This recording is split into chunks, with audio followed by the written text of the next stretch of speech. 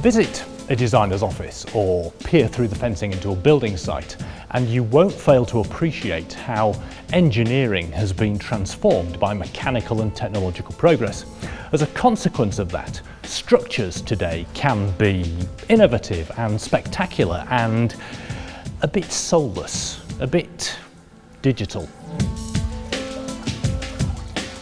When this place was built back in the 1840s, there were no electronic surveying gadgets or tunnel boring machines. This was a product of picks and shovels, of plumb lines and telescopes, of horses and explosives. It was a structure for an analogue age, and as such it commemorates an unlikely victory of human enterprise over the potent collective forces of earth and water. Don't just look upon tunnels as filthy great holes in the ground. Factor in the dimension of time, and they tell compelling stories.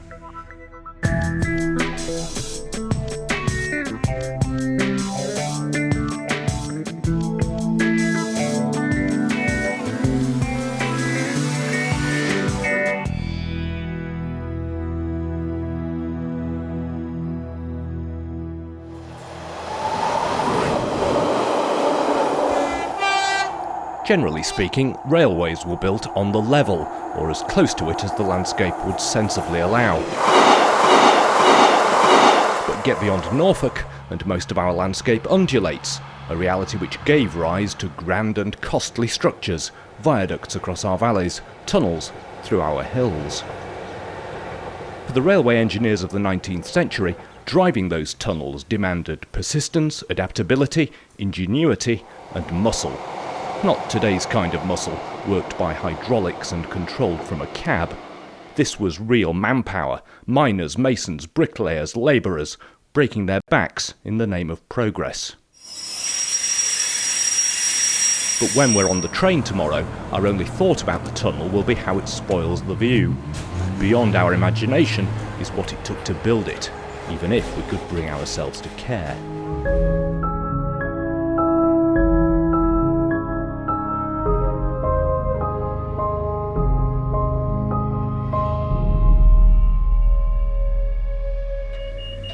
The siting of a tunnel's entrances was generally defined by the route's alignment, as it rode the contours of the landscape on either side. A two-track railway would head underground when the approach cuttings typically reached a depth of 60 feet, depending on factors such as the local geology. A tipping point was reached where it became cheaper to drive a tunnel than excavate ever deeper cuttings.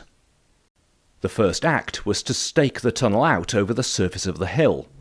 Starting from one end, a line would be ranged and measured through a succession of points located on the most prominent features of the ridge, until it reached a position in line with the entrance at the far end. Using geometry, these points could then be adjusted to lie on the tunnel's centre line. The tunnel would then be driven from its ends. However, if it was lengthy, more than 300 or 400 yards say, construction shafts would generally be sunk to hasten progress with the pilot tunnels, known as headings, which would be pushed outwards in both directions from the bottom. The number of shafts and the distance between them depended on the depth of the tunnel below ground, the strata, and the time allowed within the contract for completion. They might be every 200 or 300 yards, usually avoiding any hollows where surface water would collect. Sinking the shafts in precisely the right place was, obviously, critical. To establish fixed reference points for the tunnel's centre line either side of the shafts, an observatory was often built, offering an uninterrupted view across the hill. This could be 30 or 40 feet high, with a freestanding column inside, on top of which a surveying instrument called a transit would be carefully lined up. This incorporated a telescope which looked out through narrow openings cut into the top of the tower. Also provided was a telegraph system, basically an arm extending out from each side of the tower, showing which way the surveyor's assistant needed to move in order to find the centre line. Mining techniques were used to sink the shafts. Picks and shovels in loose ground, hand drills and explosives through rock. 6 feet per week was a reasonable rate of progress. To support the side of the shaft and help deal with the penetrating groundwater, sections of brick lining would be constructed, supported on a wooden curb around the shaft perimeter, which was then propped while the next section below was excavated. Skips were used to lower men in and hoist debris out, as much as 2 tons at a time, depending on the type of skip used. These were attached to a wire rope which passed over a wheel on the shaft's headgear and was wound by horses or a portable engine. As the skip emerged, a trolley would be pushed underneath it, carried on rails fitted to trapdoors. The skip was then detached and wheeled away to the spoil heap. Horses were bought for the job or hired by the day. Their shifts were gruelling, sometimes 6 or 8 hours, and during construction of an average tunnel, about 10% of them could literally be worked to death.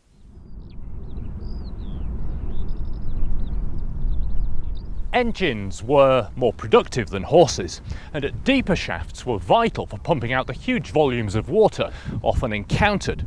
So much of the stuff was pouring into number 2 shaft here at Woodhead that the machinery was forever being overwhelmed. In the end, they had to install another set of pumps and a second engine. Even then, it still took almost 4.5 years just to sink this shaft 576 feet into the Pennines. And in that time, 700,000 tons of water were pumped out of it.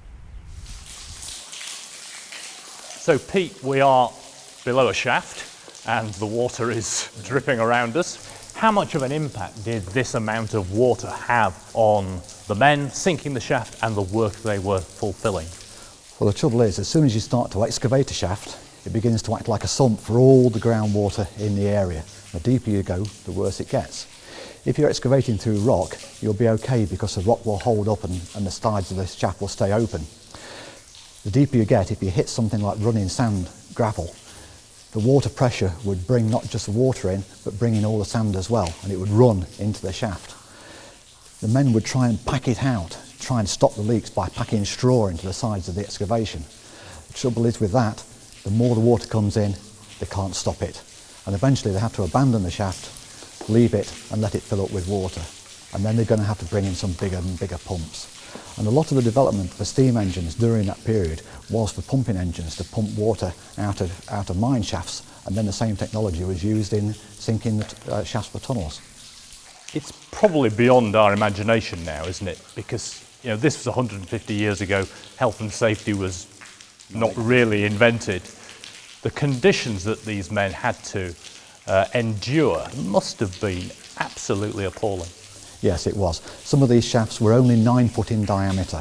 They didn't build bigger shafts if they could avoid it. And you're working at the bottom in this very tiny confined space, and they're shoveling all the soil and spoil that they're trying to get out into a skip so it can be winched up the shaft. And it's a pretty awful place to be. And then of course there's a danger that while the material is being winched up the shaft, the rope breaks and the skip hurtles down and hits the guys at the bottom. There's nowhere for them to get out of the way. Many injuries were caused that way. As work on a shaft progressed, its depth was measured using rods, perhaps 30 feet in length, which were hung from spikes driven into the lining. With a benchmark established near the top of the shaft to provide an elevation, it was then possible to determine when the base of it reached the correct level for the tunnel. Transferring the right line to the bottom of the shaft was rather more complicated. With points fixed on the tunnel centre line either side of the shaft, represented by the 2 poles, boards with notches cut into them would then be fastened to the headgear, and copper wires with weights attached, upwards of 10 pounds, sometimes as heavy as 30 pounds, would be located in the notches and then dropped down opposite sides of the shaft. These would then be adjusted left and right to lie precisely on the line through the 2 fixed points. At the bottom of the shaft, the weights would be suspended in barrels of oil or muddy water to keep them steady. Stretching a cord across through the 2 wires would then allow the line of the tunnel to be marked on the shaft walls. Now all this might seem a bit Keith Robinson, but it was remarkably accurate. The 5 shafts here at Woodhead are 750 yards apart.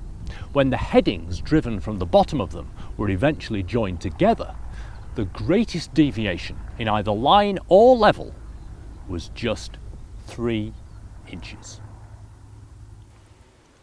Tunnels were straight wherever possible. If curved sections had to be introduced, the surveyor would regularly establish new sight lines within the heading, from which the centre would be determined by adding offsets. So the heading was effectively an insurance policy, allowing the centre line to be set out accurately below ground before the tunnel was excavated to full size.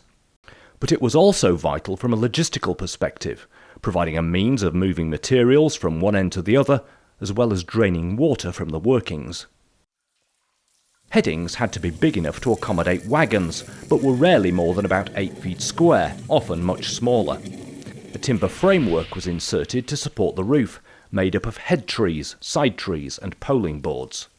In good ground, a working gang of 2 miners and 4 labourers would drive 1 yard forward in a 12-hour shift. As they did so, a line of temporary rails was laid behind them to help remove spoil to the shaft. With the heading complete, the engineer established a series of benchmarks at rail level, as well as surveying fixed points for the centre line. These were used by the miners when subsequently excavating the tunnel. That excavation work was carried out in sections known as lengths. The length of a length depended on how heavy the ground was and therefore how much support it needed. If it was self-supporting, millstone grit say, the lengths might be 20 feet. But in looser material, shale, the supporting timbers had to withstand a much greater load, so the lengths were shorter, maybe 10 feet, sometimes less. The geological conditions also determined the thickness of the lining. In some cases, they might be just a couple of bricks thick, but in a very heavy tunnel, they might be 4 feet thick. Typically, though, they were between 2 and 3 feet, 6 bricks, maybe. But just think about the implications of that. A single 15-foot length might require 30,000 bricks. Now, not only do those bricks have to be laid, they have to be made, they have to be transported. Then you need mortar, you need timber for the centering and scaffolds. Other lengths will be going in elsewhere in the tunnel. The logistical challenge of all that, in an era of horses and carts, was colossal. Tunnels were hungry animals, in constant need of feeding 24 hours a day, 6 days a week. Assigned to each shaft was a team of miners and bricklayers, stonemasons too sometimes. As soon as a length had been excavated in one direction from the shaft, work to insert the lining would get underway. Meanwhile, the miners started work on the next length in the other direction, excavating it to full size and supporting the ground with timbers. And so the two teams went on, alternating between headings. At the midpoint between shafts, a breakup might be opened to create an additional pair of working faces. So in a tunnel with 3 shafts, 6 faces would be worked from the shafts themselves, 2 from the ends of the tunnel, and perhaps 8 more from breakups. This approach drove progress forward at a contractually acceptable rate. Having completed the heading then, Stuart, how do they then go about excavating upwards to form that breakup? Well, at a point below the shaft and midway between the shafts, they would break out a transverse slot on either side of the heading and up and over the heading to form the full profile of the tunnel. This slot would be about 5 foot wide. And whilst they're doing that, what's supporting the material above their heads? Very little when they're working above their heads. At the earliest opportunity, they try to get up some sort of timber frame that they can put additional props from. And when we talk about timbers, this is not the kind of stuff you'd buy down at B&Q. These timbers would be in the order of 12 inches square. Some of them could perhaps be 20 foot long, so not easy things to handle. So how did they then start excavating material outwards? Well, having got this 5 foot wide transverse slot, they would take that forward and back for another 5 foot each way, taking out initially the crown section, forming a D shape, and putting up timber supports, which were supported from a transverse beam, 12-inch square beam, resting on the haunches on either side. Then, having got that supported, they come below that, cut slots and put up vertical posts to support that on either side of the heading, and then finally remove the haunches on either side and further supports at the end. And so how did they get these timbers up to where they've excavated? By using levers and chains and a lot of blood, sweat and tears, they somehow or other managed to get them into position. We tend to think about the ground beneath our feet as being quite solid, but actually in terms of driving a tunnel like this, they encountered very loose material often. Very loose. It could be very soft and broken material. The ground can be very blocky and huge pieces could fall in, or even a small piece the size of your hand falling 5 foot would kill a man. The gang for lining a length and contending with those dangers would usually feature 4 bricklayers and 6 labourers, split into 2 groups to work on either side. The side walls were carried up to what's called springing level, the point at which the arch starts, and then dry packing was inserted behind to fill any voids between the wall and the excavated ground. The footings for the side walls were used to support a sill from which the bricklayer's scaffold and arch centering were propped. Depending on how long the length was, the centres generally comprised 3 ribs or frames. The arch was built up from springing level, supported on planks known as laggings, which were placed across the ribs as the work progressed. Meanwhile, the timbers bearing the load of the ground above had to be carefully withdrawn to make way for the brickwork. When the 2 sides had been brought up to within 18 inches of each other, short curved laggings were used to span the gap, allowing the central section of brickwork, or quay, to be built forwards from the end of the last length.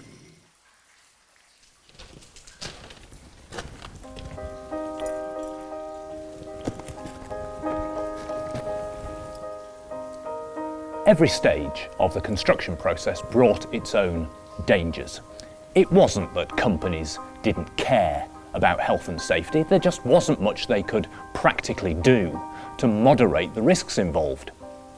Deaths usually occurred in 1s or 2s, people fell down shafts or were run over by wagons. But every now and then, mayhem would attend. 10 died in Watford Tunnel in July 1835, crushed by a collapse of chalk and shale as they excavated material below a construction shaft. In April 1876, 13 were killed in Cummer Tunnel when 150 pounds of illegally stored dynamite exploded. And here in the Peak District, 5 lost their lives when this length of arch fell on the 2nd of July 1861. The youngest victim, a lad of 15, found beneath the debris alongside the horse he'd been employed to drive.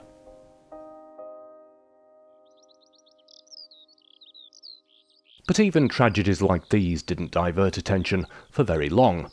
Through reasonable ground, a 15-foot length could be mined and lined in about 25 shifts, each shift being 12 hours and attracting a piecemeal rate of 6 shillings for a bricklayer in the 1870s. That's about £11 per hour in today's money.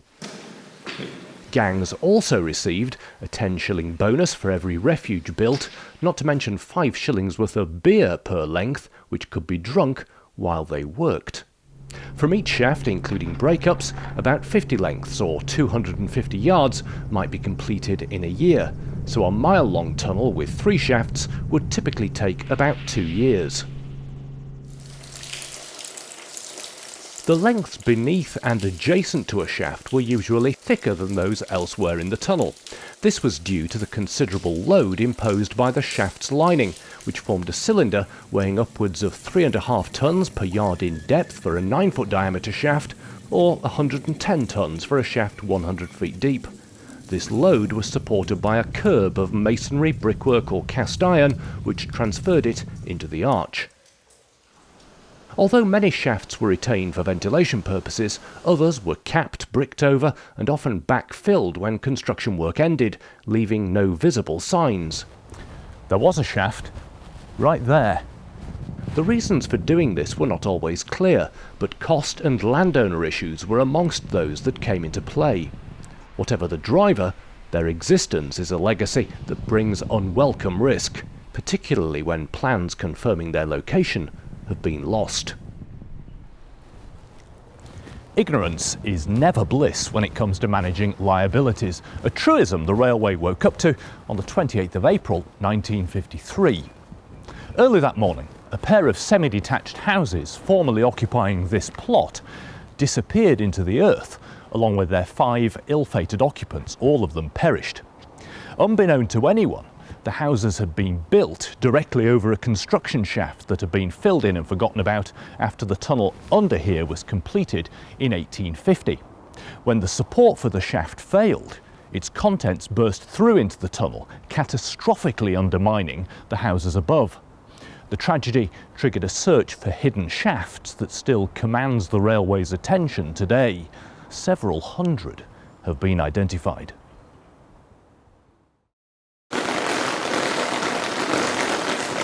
Most shafts, hidden or otherwise, add to the burden placed on a tunnel's drain. Groundwater tends to empty into a tunnel, sometimes in significant quantities if an underground spring is encountered. To manage this, a system of weep holes and pipework would be installed, allowing water to escape from behind the lining and filter into a drain, buried at the toe of the sidewalls or between the tracks. Tunnel drainage was often pretty basic, just rows of bricks topped with stone flags. Pipes weren't commonly used until the 20th century.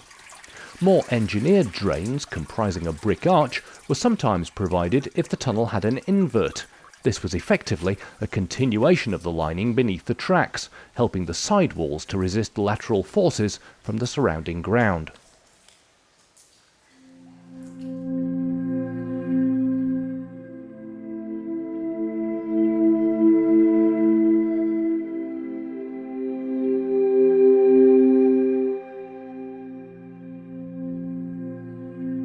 Tunnels are, by their nature, almost invisible to the public. Even at their entrances, the glimpse can be fleeting. But this didn't stop companies crafting grand portals to affirm their affluence and reassure passengers. And sometimes they went truly overboard when powerful landowners had to be appeased. Portals, though, are not really about aesthetics. So Chris, fairly typical tunnel portal, quite an imposing one. What structural purpose does it fulfil? It's about the transition from something that's fully supported by a tunnel going through the ground, so the barrel of the tunnel props everything up, nothing can go anywhere, and you suddenly come to this situation at the end where you're transitioning from that to a cutting where you're relying on the cutting slopes, so you have to put in a head wall at the top of the tunnel itself to hold back the material over the tunnel from sliding down or rolling down onto the track. And you need these wing walls at either side which do the same where you're coming from the tunnel shape to the sloping sides of the cutting, and you've got fill in behind that needs to be held back. And then there's the issue of water as well. How did the engineer ensure water couldn't get in? There'd be drainage at the back of the portal, hopefully, which would take away water from behind to stop the soil at the back of the head wall getting wet and unstable. And you have these stone copings over the top, which are to keep the rainwater out of the brickwork, shed it clear of the brickwork and stop the brickwork getting wet and suffering frost damage when the water in it freezes.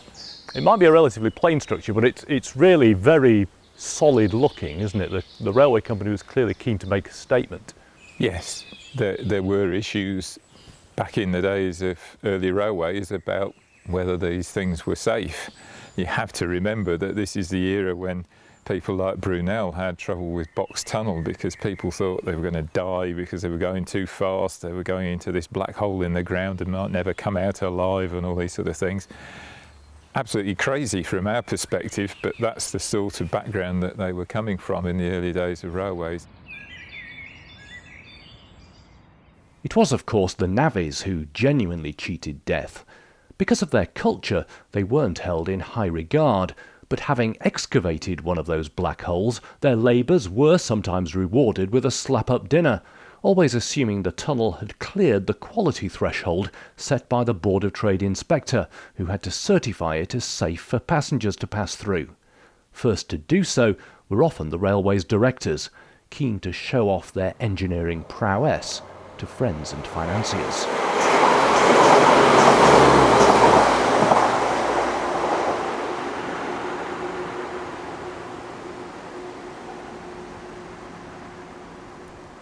Given the challenges they faced and the challenges you've described, how do you reflect on what was achieved with places like this? Well, especially when one considers how the men were working in virtual total darkness with just a few candles.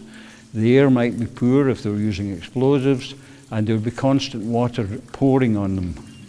I think what they did was quite phenomenal. I suspect then that the civil engineers of today have a relatively easy time of it in comparison? I think we do.